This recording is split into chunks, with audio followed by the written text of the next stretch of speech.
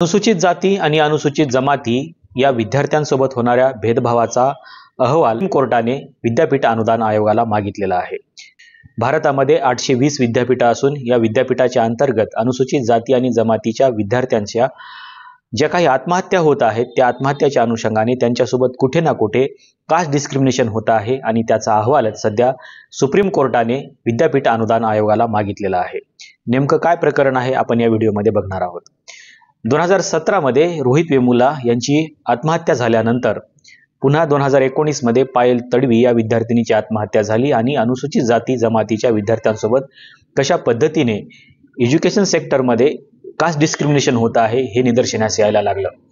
आपण जर 2004 आणि 2024 या 20 वर्षामधला कालखंड बघितला तर या 20 वर्षामध्ये जवळपास IIT मधल्या 115 विद्यार्थ्यांनी आत्महत्या केलेली आहे आणि याच्या पाठीमागचं कारण म्हणजे जाती अंतर्गत भेदभाव हे सांगितलं जात आहे। त्यापूर्वी देखील अनेक समित्या याच्यावरती स्थापन झालेल्या होत्या आणि सुप्रीम कोर्टामध्ये सध्या एक जनहित याचिका देखील दाखल करण्यात आलेली आहे। त्या जनहित याचिकेवरती ही सुनावणी करण्यात आलेली होती। ही सुनावणी करत असताना न्यायाधीश सूर्यकांत आणि न्यायाधीश उज्ज्वल भुयान या दोघांच्या बेंचने असा निर्णय दिलेला आहे की 2012 मध्ये promotion of equality in higher education ही जी काही नियमावली तयार करण्यात आलेली होती त्या नियमावलीच्या अनुषंगाने विद्यापीठ अनुदान आयोगाने आतापर्यंत कोणती भूमिका घेतलेली आहे याचा अहवालच सध्या सुप्रीम कोर्टाने मागितलेला आहे। 2012 मध्ये या प्रकारची नियमावली तयार करण्यात आलेली होती आणि हायर एज्युकेशन मध्ये इक्वॅलिटी कसं प्रमोट करता येईल याचा विचार करण्यासाठी ही नियमावली तयार करण्यात आलेली होती। या नियमावलीच्या अंतर्गतच एक समिती स्थापन करण्याची घोषणा देखील विद्यापीठ अनुदान आयोगाने केलेली होती आणि ती समिती होती इक्वल अपॉर्च्युनिटी सेल।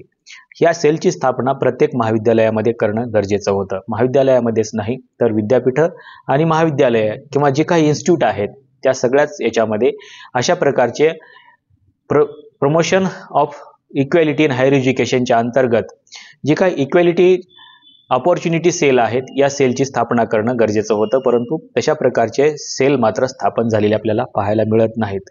डॉक्युमेंटली कुठे ना कुठे हे सेल असतील परंतु या अंतर्गत कुठल्याही तक्रारी देखील दाखल करून घेतल्या जात नाहीत।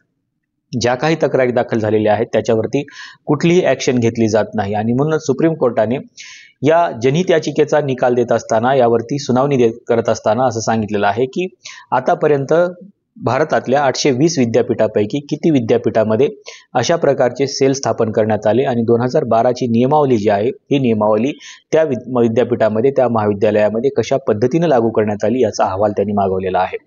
या सेलच्या अंतर्गत आतापर्यंत किती तक्रारी आल्या, त्या तक्रारीवरती कोणते निर्णय घेतले गेले, कोणते निर्णय निकाली काढले गेले, कोणते निर्णय पेंडिंग आहेत या सगळ्यांचा अहवाल सध्या UGCने मागितलेला आहे। इतकंच नाही तर 2012 ची जी नियमावली आहे या नियमावलीचा उपयोग करून जे सेल स्थापन करण्यात आलेले आहेत त्या सेलवरती विद्यापीठ अनुदान आयोगाचं कशा पद्धतीचं नियंत्रण आहे याचा अहवाल देखील सुप्रीम कोर्टाने सध्या विद्यापीठ अनुदान आयोगाकडे मागितलेला आहे। 2012 मध्ये अशा प्रकारचे नियम तयार करण्यात आले पण 2012च्या नंतर देखील आपण बघतोय की मोठ्या प्रमाणामध्ये अनुसूचित जातीच्या आणि अनुसूचित जमातीच्या विद्यार्थ्यांनी आत्महत्या केलेल्या आहेत। 2004 ते 2024 या 20 वर्षामध्ये जवळपास 115 विद्यार्थ्यांनी आत्महत्या केलेल्या आपल्याला पाहायला मिळतात। 2012 ची नियमावली लागू असताना देखील रोहित वेमुला सारख्या विद्यार्थ्यांची आणि पायल तडवी सारख्या मेडिकलचं एज्युकेशन घेणाऱ्या विद्यार्थिनीची आत्महत्या झालेली आपल्याला पाहायला मिळते। तिला कशा पद्धतीने टॉर्चर झालंय आपल्या सगळ्यांनाच माहिती आहे आणि म्हणून ही जी काही नियमावली आहे ही नियमावली पूर्णपणे राबविण्यात आलेली नसल्याचं असं देखील निदर्शनास येत आहे।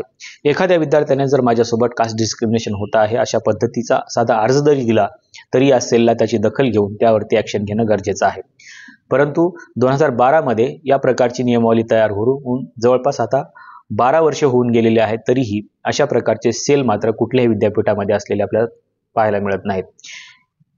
या 2012च्या नियमांचा जो काही उल्लेख केलेला आहे याच्यामध्ये असं म्हटलेलं आहे की जे काही खाजगी विद्यापीठं आहेत, डीम्ड विद्यापीठं आहेत, सरकारी विद्यापीठं आहेत किंवा केंद्रीय विद्यापीठं आहेत या सगळ्या विद्यापीठामध्ये आणि स्टेट लेवलची विद्यापीठं आहेत या सगळ्या विद्यापीठामध्ये अशा प्रकारचे सेल स्थापन होणं गरजेचं होतं आणि त्याचा डेटा दरवर्षी UGCला सादर करणं देखील गरजेचं होतं की आमच्याकडे किती पद्धतीनं किती प्रकारच्या तक्रारी आल्या त्या तक्रारी कशा पद्धतीच्या होत्या, त्या तक्रारीवरती आम्ही काय ॲक्शन घेतलेली आहे, किती तक्रारी पेंडिंग आहेत आणि किती तक्रारी आणखीनही चौकशीच्या फेऱ्यामध्ये आहेत किंवा न्यायालयीन प्रक्रियेमध्ये आहेत, या सगळ्यांचा डेटा विद्यापीठ अनुदान आयोगाला दरवर्षी सादर करणं गरजेचं होतं. परंतु अशा प्रकारचा कुठलाही डेटा विद्यापीठ अनुदान आयोगाकडे सादर करण्यात आलेला नाही. त्याचं कारण असं आहे की अनेक विद्यापीठामध्ये अशा प्रकारचे सेलच आपल्याला पाहायला मिळत नाहीत.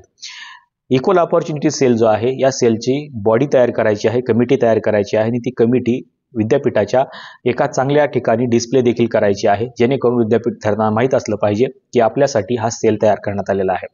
आपल्यासोबत जर कास्ट डिस्क्रिमिनेशन होत असेल तर आपण या सेलकडे दाद मागू शकतो. अशा प्रकारची माहिती देखील विद्यार्थ्यांना देणं गरजेचं आहे. परंतु अशा प्रकारचे सेल मात्र कुठल्याही विद्यापीठामध्ये डिस्प्ले केलेले आपल्याला पाहायला मिळत नाहीत. सुप्रीम कोर्टाने विद्यापीठ अनुदान आयोगाला असेही म्हटलेलं आहे की हे जे काही नियम तुम्ही तयार केलेले आहेत, हे नियम तुमच्या वेबसाईटवरती अपलोड करा, ते विद्यापीठांना पाठवा आणि विद्यापीठाने तशा प्रकारचे सेल तयार केलेले आहेत का ते बघा. त्याचा दरवर्षी अहवाल मागवून घ्या आणि त्या अहवालावरती काहीतरी ॲक्शन घ्या.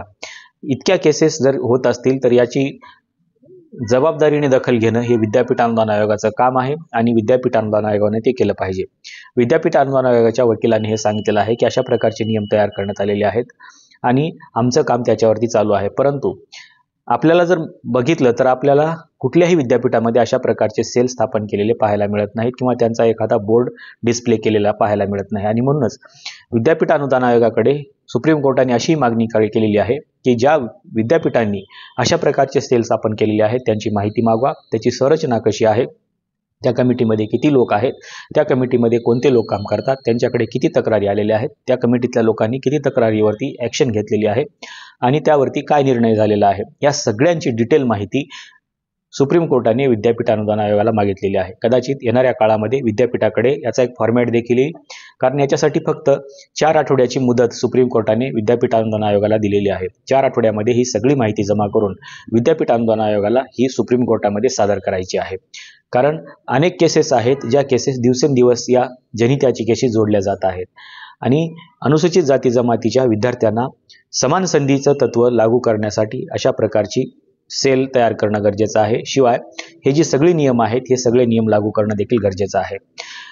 2012 मध्ये जे नियमावली तयार करण्यात आलेली होती त्या नियमावलीचं टायटलच अशा प्रकारचं होतं की promotion of equality in higher education, म्हणजेच समतेचं जे तत्व आहे ह्या समतेच्या तत्वाला लागू करण्यासाठी किंवा त्याचं प्रमोशन करण्यासाठी आपल्याला हे नियम लागू करण्यात आलेले होते आणि त्या अंतर्गतच इक्वल ऑपॉर्च्युनिटी सेल स्थापन करण्यात आलेला होता, जेणेकरून हा सेल त्या विद्यापीठामध्ये अनुसूचित जाती जमातीच्या विद्यार्थ्यांसोबत कसल्याही प्रकारचं डिस्क्रिमिनेशन होणार नाही, त्यांना इक्वल ऑपॉर्च्युनिटी देण्यात येईल अशा प्रकारचं काम करेल, यासाठी हे सेल स्थापन करण्यात आलेलं होतं. परंतु विद्यापीठ अनुदान आयोगाने मागच्या 12 वर्षामध्ये असं कुठलंही काम आपल्याला केलेलं पाहायला मिळत नाही. आपण ज्या विद्यापीठामध्ये शिकतो आहे किंवा ज्या विद्यापीठामध्ये आपण जातो, ज्याचा संबंध आपल्याशी येतो, त्या कुठल्याही विद्यापीठामध्ये आपल्याला अशा प्रकारचा बोर्ड आतापर्यंत पाहायला मिळालेला नाही किंवा त्यांनी कुठल्याही प्रकारच्या तक्रारीसाठी अशा प्रकारचा सेल निर्माण केलेला आपल्याला ऐकवत नाही. विद्यार्थ्यांना जर कधी अनुसूचित जाती जमातीसोबत डिस्क्रिमिनेशन झालेलं आहे असं सांगायचं असेल तर त्यांना एकतर पोलीस स्टेशनमध्ये जावं लागतं किंवा थेट कुलगुरूकडे अर्ज करावा लागतो. अशा प्रकारचा सेल मात्र कुठल्याही विद्यापीठामध्ये आपल्याला पाहायला मिळत नाही. तुम्ही जर महाराष्ट्रातल्या अनेक स्टेट युनिव्हर्सिटी बघितल्या तर या कुठल्याही स्टेट युनिव्हर्सिटीमध्ये अशा प्रकारचा सेल स्थापन करण्यात आलेला नाही. हालाकी हे कागदोपत्री स्थापन केलेलं असेल, त्याच्यावरती नावं देखील असेल आणि ते सक्रिय आहे हे देखील दाखवलं गेलेलं असेल, पण अनुसूचित जाती जमातीच्या विद्यार्थ्यांच्या अशा प्रकारच्या डिस्क्रिमिनेशनवरती कुठल्याही प्रकारच्या भूमिका मात्र कोणत्याही विद्यापीठाने घेतलेल्या नाहीत. सध्या सुप्रीम कोर्टाने घेतलेल्या भूमिकेकडे सगळ्याचं लक्ष लागलेलं आहे आणि विद्यापीठ अनुदान आयोग देखील 4 आठवड्यामध्ये याला काय उत्तर देईल हे देखील बघितलं जात आहे. आणि त्याच्यामुळं आपल्या आजूबाजूला असलेल्या विद्यापीठामध्ये अशा प्रकारचा सेल आहे का, त्याने आतापर्यंत काय काम केलेलं आहे, सेल स्थापन झाला नसेल तर का स्थापन झाला नाही आणि झाला असेल तर तो कागदोपत्रीच का आहे, अशा प्रकारचे अनेक प्रश्न आपण विद्यापीठांना विचारू शकतो. आपण ज्या विद्यापीठाच्या आजूबाजूला राहतो, ज्या विद्यापीठामध्ये शिकतो, त्या विद्यापीठाला आपण मात्र हे प्रश्न विचारलेच पाहिजेत की जर 2012 पासून विद्यापीठ अनुदान आयोगाने अशा प्रकारची नियमावली तयार केली असेल आणि इक्वॅलिटीला प्रमोट करण्याचं काम विद्यापीठाकडे दिलं असेल आणि इक्वल ऑपॉर्च्युनिटी सेल स्थापन करण्याची धोरणं जरी आखली जात असली तरी अशा प्रकारचे सेल्स का स्थापन होत नाहीत याचा देखील जबाब आपण विचारला पाहिजे. आपल्याला नेमकं सुप्रीम कोर्टाच्या भूमिकेबद्दल आणि UGCने केलेल्या या 2012च्या नियमाकडील दुर्लक्षाबद्दल नेमकं काय वाटतं हे सांगायला विसरू नका. आजच्या व्हिडिओमध्ये आपण इथेच थांबूया. धन्यवाद.